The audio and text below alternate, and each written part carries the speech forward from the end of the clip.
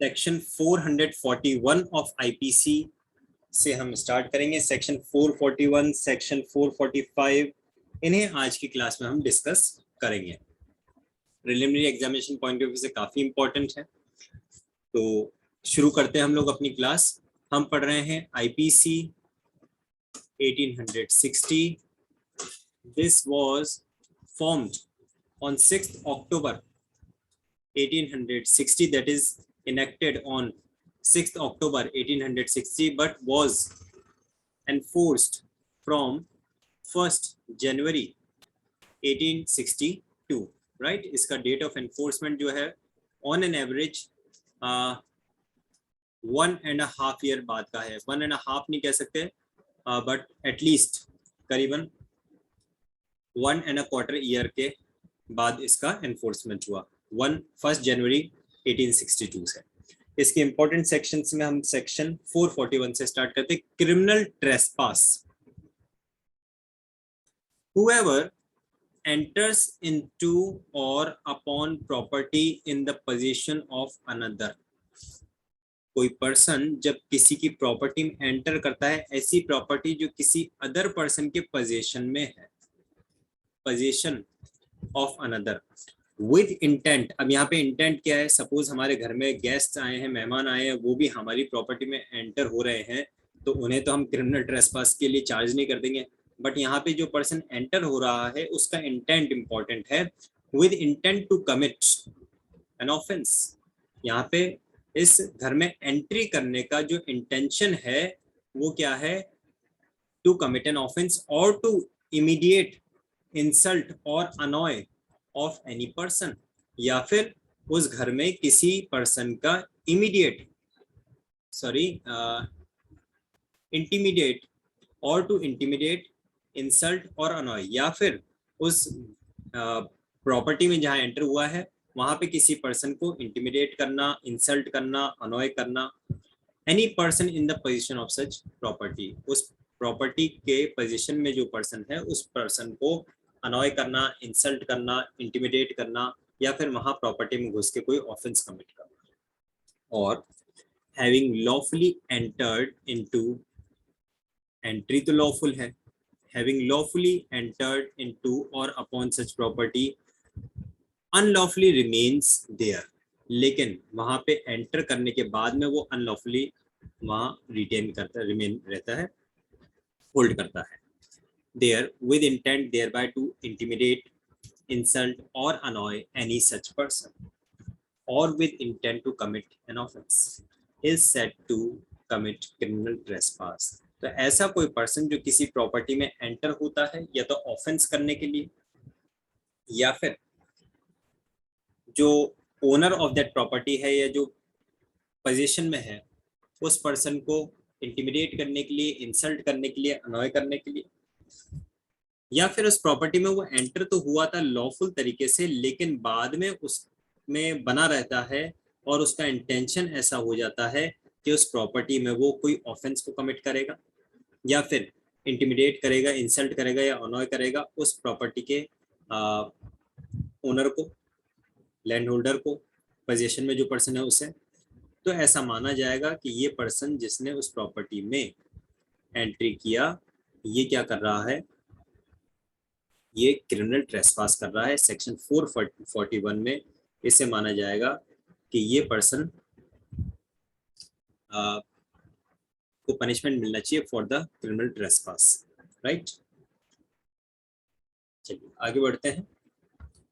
इसके बाद में नेक्स्ट हम लेंगे सेक्शन नंबर 445 को, जो हमें बताता है हाउस ब्रेकिंग के बारे में। अब प्रीलिम्स के पॉइंट ऑफ व्यू से क्वेश्चंस किस तरह के इंपॉर्टेंट हो जाते हैं? That which one of these are not an component of criminal trespass, और फिर लिखा हुआ जाए intimidate, insult, अनॉय, all of the above.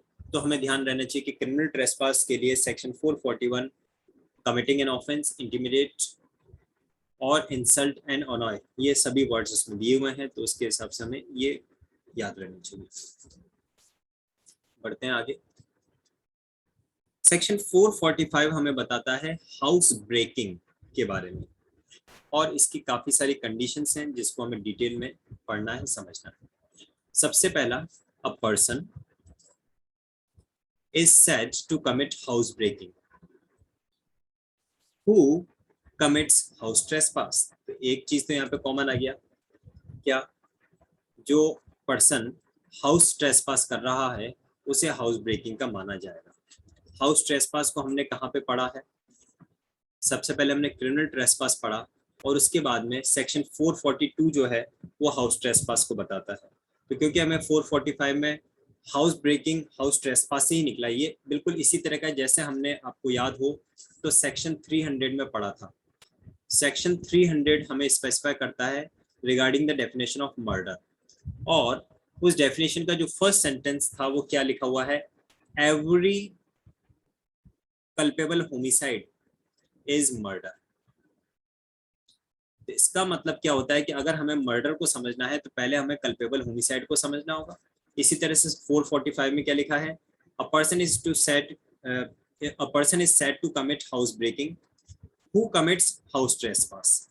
जिसने हाउस ट्रेसपास किया है उसे हाउस ब्रेकिंग के लिए ऑफेंडर माना जाएगा। तो एक बार देख लेते हैं जरा कि हाउस ट्रेसपास क्या है। सेक्शन 442 स्पेसिफाई करता है whoever commits criminal trespass। तो क्रिमिनल ट्रेसपास क्या होता है? क्योंकि हाउस ट्रेसपास किससे माना जा रहा है? जो क्रिमिनल ट्रेसपास कर रहा है। क्रिमिनल ट्रेसपास की डेफिनेशन हमें देखिए सेक्शन 441 में क्या लिखा हुआ है? Any person enters into any property with intent to commit an offense, with intent to intimidate, with intent to annoy, with intent to insult any person in possession of that property। तो वो क्या है? Criminal trespass है। तो अब यहाँ पे आ रहा है 442 में हाउस ट्रेसपास के लिए, whoever commits criminal trespass by entering into or remaining in any building, tent, vessel used as a human dwelling, यानी ह्यूमन बीइंग्स के रहने के लिए, मानव के रहने के लिए अगर जो इस्तेमाल किया जाने वाला कोई बिल्डिंग है, कोई टेंट है या कोई वेसल है। देखिए सेक्शन 441 में प्रॉपर्टी कहा था, प्रॉपर्टी तो कोई खेत भी हो सकता है, प्रॉपर्टी में कोई रास्ता भी हो सकता है, किसी पर्सन का पोजीशन का रास्ता है बिल्डिंग से निकलता हो, और कोई भी ओपन एरिया भी हो सकता है। ऐसा जरूरी, कोई ऐसा बिल्डिंग भी हो सकता है, कोई ऐसा प्रॉपर्टी भी हो सकता है जो कि ड्वेलिंग हाउस में यूज नहीं हो रहा है, ह्यूमन बीइंग उसमें रह नहीं रहे, रिहायशी रूप से यूज नहीं हो रहा है, रेसिडेंशियल भी हो सकता है, कमर्शियल भी हो सकता है। लेकिन हाउस ट्रेसपास में साफ साफ कहा है कोई पर्सन जो क्रिमिनल ट्रेसपास करता है ऐसी किसी प्रॉपर्टी में जो प्रॉपर्टी या तो बिल्डिंग है या फिर टेंट है या फिर वेसल है, और वो भी ऐसी जिसमें ह्यूमन ड्वेलिंग है, और any building used as a place for worship, या फिर प्रार्थना के लिए उस प्लेस को यूज किया जा रहा है, और as a place for the custody of property, या फिर किसी अदर प्रॉपर्टी की कस्टडी के लिए उसे यूज किया जा रहा है, is said to commit house trespass. तो कोई भी ऐसी प्रॉपर्टी जो ह्यूमन ड्वेलिंग में है, वर्शिप की प्रॉपर्टी है, या फिर वो प्रॉपर्टी में किसी अदर प्रॉपर्टी की कस्टडी के लिए यूज किया जा रहा है, ऐसी प्रॉपर्टी में कोई पर्सन क्रिमिनल ट्रेसपास करता है तो उसे क्या माना जाएगा? कि उसने हाउस ट्रेसपास किया है। या दूसरे वर्ड्स में अगर कहा जाए, कोई ऐसी प्रॉपर्टी जो human dwelling, place of worship या फिर कस्टडी ऑफ प्रॉपर्टी के लिए यूज की जाती है, तो उस प्रॉपर्टी को हाउस माना जाएगा, और वहां पे किया जाने वाला क्रिमिनल ट्रेसपास हाउस ट्रेसपास हो जाता है। अब हम आते हैं हाउस ब्रेकिंग क्या होता है। तो सेक्शन 445 बताता है a person is said to commit house breaking who commits house trespass, जिसने house trespass किया है, if he effects his entrance into the house or any part of it in any of the 6 ways hereinafter described। एक person जो कि किसी property में offence commit करने के लिए एंटर होता है तो उसे माना जाएगा कि उसने क्रिमिनल ट्रेसपास किया। एक पर्सन जो कि क्रिमिनल ट्रेसपास किसी ऐसी प्रॉपर्टी में करना चाहता है जो कि ह्यूमन ड्वेलिंग के लिए यूज की जा रही है, तो ऐसा माना जाए, वो बिल्डिंग, टेंट या वेसल अगर है और ह्यूमन ड्वेलिंग के लिए यूज हो रहा है, तो ऐसा माना जाएगा कि उसने हाउस ट्रेसपास किया। और वही हाउस ट्रेसपास अगर पर्सन 1 2 3 4 5 6 इन 6 में से किसी कंडीशन को फुलफिल करते हुए करता है, तो ऐसा माना जाएगा कि उस पर्सन ने हाउस ब्रेकिंग किया। राइट, तीनों इंटर रिलेटेड सेक्शन है, 441, 442 एंड 445। तो शुरू करते हैं। आगे इसमें और क्या लिखा है, और if being in the house or any part of it for the purpose of committing an offense or having committed an offense therein, he quits the house or any part of it in any of such 6 ways, that is to say, house breaking के लिए आपको ये 6 conditions या 6 veg बस ध्यान में होने चाहिए। पहला, इफ ही एंटर्स, उस प्रॉपर्टी में जब एंटर हो रहा है, और क्विट्स, या तो वो एंटर हुआ या फिर वहां से जो क्विट हुआ, दोनों ही। इफ ही एंटर्स और quits through a passage made by himself, क्या कहने का मतलब है, मकान है, मकान में एंटर होने के लिए या वहां से निकलने के लिए क्या होता है, ऑब्वियसली दरवाजा। अब वो पर्सन क्या है, उस दरवाजे से एंटर नहीं हो रहा है, बल्कि खिड़की तोड़ के एंटर हो रहा है, दीवार में कोई दीवार को तोड़ के उसमें से रास्ता बना के एंटर हो रहा है। तो क्या हो रहा है, ऐसे पैसेज से एंटर हुआ है, ऐसे पैसेज से वहां से निकला है जो उसने खुद ने बनाया है। और by any abettor of the house trespass in order to the committing the house trespass, या फिर वो रास्ता उसने खुद ने तो नहीं बनाया, लेकिन किसी अबेटर ऑफ हाउस ट्रेसपास ने बनाया। यानी कि मैं एक बिल्डिंग में कोई सुरंग, कोई सेंध बना देता हूँ उस घर में घुसने के लिए और वापस निकलने के लिए, और मैं आपको कहता हूँ कि आप इस रास्ते से उसमें घुस जाइएगा, तो ये भी माना जाएगा कि ये हाउस ब्रेकिंग हुआ। हाउस को ब्रेक कर देना, सीधे सीधे दीवार तोड़ी आपने, खिड़की तोड़ी, तो हाउस ब्रेकिंग हो गया। ठीक है। सेकंड देखिए, if he enters or quits through any passage not intended by any person other than himself or an abater of the offense for the human entrance, or through any passage to which he has obtained access by scaling or climbing over any wall or building, तो किसी ऐसे passage से enter होना या फिर quit होना उस building से जो कि कोई other person, not intended by any person other than himself, किसी दूसरे पर्सन के द्वारा इंटेंट नहीं किया जा सकता उस जगह से घुसना निकलना। फॉर एग्जाम्पल, खिड़की से सीढ़ी लगा के चढ़ना। अब नॉर्मल जो पर्सन होगा वो ऐसा क्यों सोचेगा कि मैं सीढ़ी खिड़की पे लगा के चलूंगा। जो नॉर्मल पर्सन नॉर्मल इंटेंशन से होगा वो तो ये चाहेगा कि दरवाजे पे डोरबेल बजाओ और फिर एंटर हो, या फिर बिल्डिंग में कोई पाइप लगे हुए हैं उन पाइप पे क्लाइंब करना, या फिर किसी दीवार पे कोई रस्सी वगैरह डाल के चढ़ना, या कोई और ऐसे कोई भी ऐसे तरीके जो कि नॉर्मल सिनेरियो में नॉर्मल पर्सन इन रास्तों से नहीं चढ़ेगा, ऐसा कोई पैसेज यूज करना एंटर करने के लिए या फिर क्विट करने के लिए, तो माना जाएगा कि उसने हाउस ब्रेकिंग किया। Thirdly, if he enters or quits through any passage which he or any abater of the house trespass has opened in order to committing of the house trespass by any means of which that passage was not intended by the occupier of the house to be opened, उस property का, उस building का कोई ऐसा रास्ता खोल दिया जाना जो नॉर्मली जो ऑक्यूपायर ऑफ द हाउस है वो नहीं खोलता, उसको आपने खोल लिया। ठीक है। अब इनको अगर हम थोड़ा सा डिवाइडेशन करें तो जो फर्स्ट वाला आपका है पैसेज मेड बाय हिमसेल्फ, इसमें आपका आ जाता है कि कोई सुरंग वगैरह बना के उसके अंदर एंटर होना। जो सेकंड वाला आता है उसमें दीवार पे या पाइप पे चढ़ के उसमें एंटर होना। जो थर्ड वाला है वो आ जाता है कोई खिड़की है और उस खिड़की को खोल के उसमें से एंटर होना, खिड़की हो गया या फिर कोई किसी तरह का है ना रोशनदान है, कोई शटर है, उसमें से एंटर होना। फोर्थ देखिए, इफ ही एंटर्स और quits by opening any lock, ताला तोड़कर, in order to committing of the house trespass or in order to quitting of the house after the house trespass. तो person कोई ताला तोड़कर बोलो या खोलकर बोलो, लेकिन क्योंकि वो उस प्रॉपर्टी का पोजीशन नहीं है, वो प्रॉपर्टी में हाउस ट्रेसपास कर रहा है, और हाउस ट्रेसपास करने के लिए अगर कोई लॉक उसने चाहे नकली चाबी से खोला, मास्टर की से खोला, या उस ताले को कोई टूल्स का यूज करके उसने तोड़ दिया, तो भी माना जाएगा उसने हाउस ब्रेकिंग किया.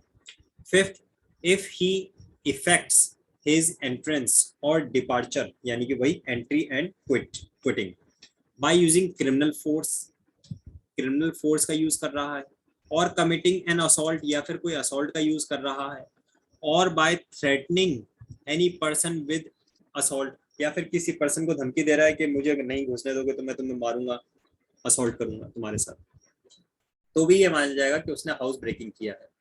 ठीक है. इसके बाद में नेक्स्ट देखिए, सिक्स्थ कंडीशन,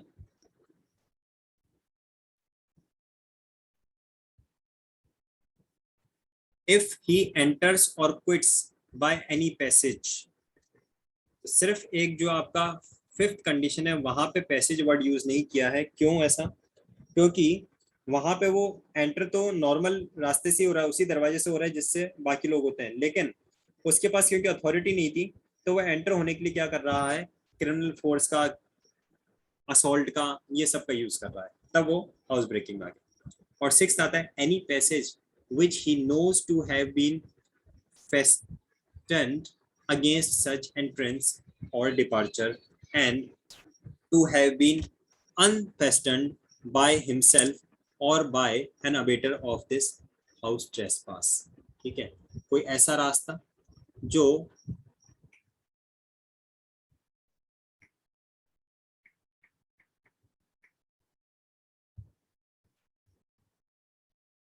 फेसेंड था, यानी कि बंद किया हुआ था, किसी तरह का वहां पे अवरोध पैदा किया हुआ था, किसके द्वारा, किसी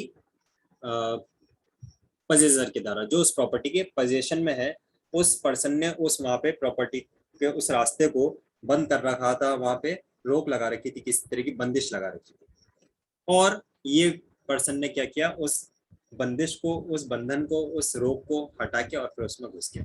तो ये 6 कंडीशंस हैं जिसको हम क्या मानते हैं कि पर्सन ने इन कंडीशंस को फुलफिल करते हुए अगर हाउस ट्रेसपास किया तो उसने हाउस ब्रेकिंग किया है. सबसे पहला, पैसेज मेड बाय हिमसेल्फ और बाय द वेटर. दूसरा, बाय स्केलिंग और क्लाइंबिंग ओवर एनी वॉल और बिल्डिंग, किसी भी पाइप, दीवार, बिल्डिंग पे चढ़कर अगर एंट्री कर रहा है तो बाय हिमसेल्फ और बाय अबिटर. और बाय ओपनिंग एनी पैसेज,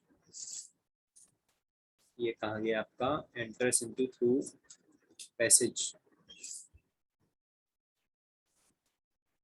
कोई पैसेज ओपन करके, यानी कि खिड़की वगैरह खोल के, which is not intended by the occupier to be open, जो कि जो ऑक्यूपायर था वो नहीं चाहता कि खोला जाए, पर उसको खोल के अगर एंटर करता है.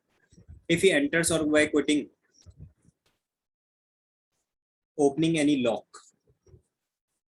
और फिफ्थली आता है इसमें असॉल्ट, क्रिमिनल फोर्स, असॉल्ट का यूज करके.